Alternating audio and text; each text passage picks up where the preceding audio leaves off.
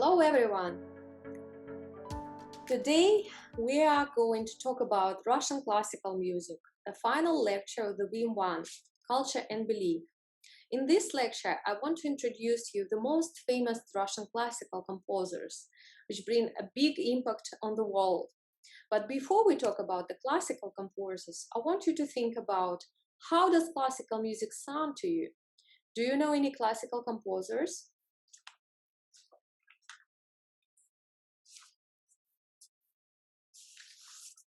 Classical pieces of music combine depth, meaningfulness, and ideological significance with the perfection of form. In colloquial language, the term classical music is often used synonymously with academic or symphonic music.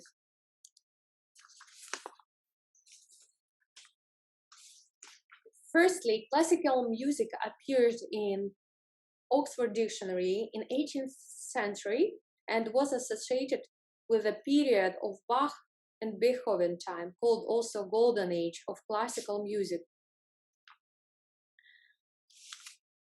Russian classical music, on other part, is an integral part of cultural heritage of the whole world. The brilliant Russian composers presented thousands of incredibly beautiful works. The composers managed to combine free Russian song with classical European compositional forms. Of course, we did learn a lot from European composers in that century. The history of Russian music begins with the birth of Russian people, because even in ancient Russia, people could easily sing polyphony for 10 or more voices.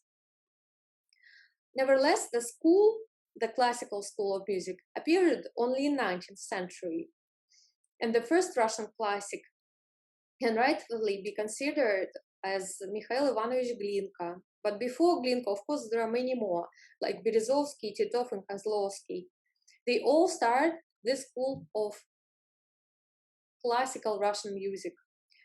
After the appearance of Glinka's opera called Ivan Susanin, a national Russian school of composition began to emerge, giving rise to the development of a monumental cultural basis.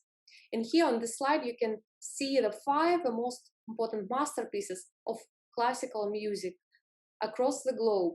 And the first one are Russian classical masterpieces. So the opera Ivan Susanin, written by Glinka, and the ballet Swan Lake.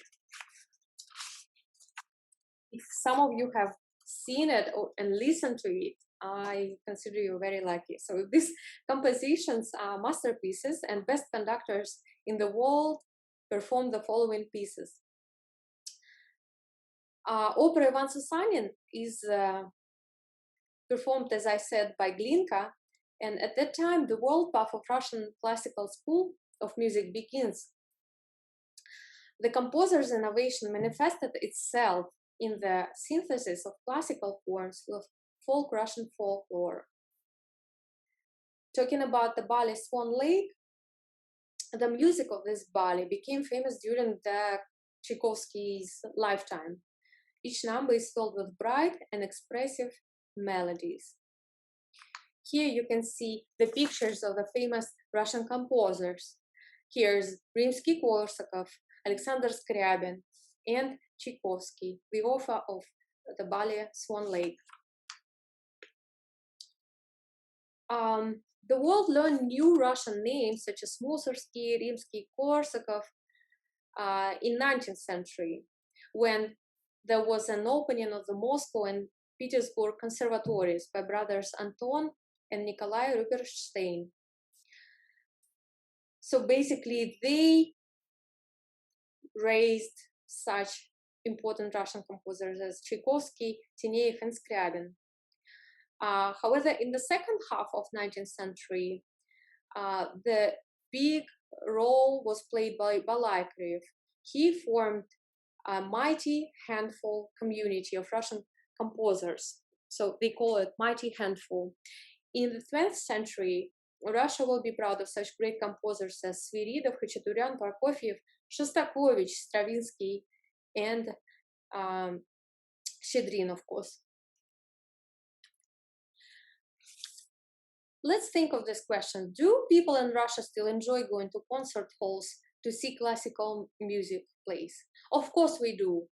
Looking at my childhood, me, my mom, and my mother always took me and my brother to the concert hall where we listened to classical music.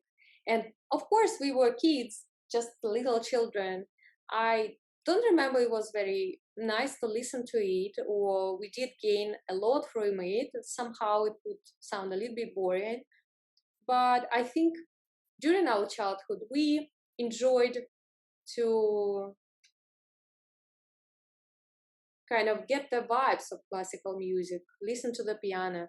By that time, I realized that I love piano so much. I like listening to piano music much more than, for example, the orchestra.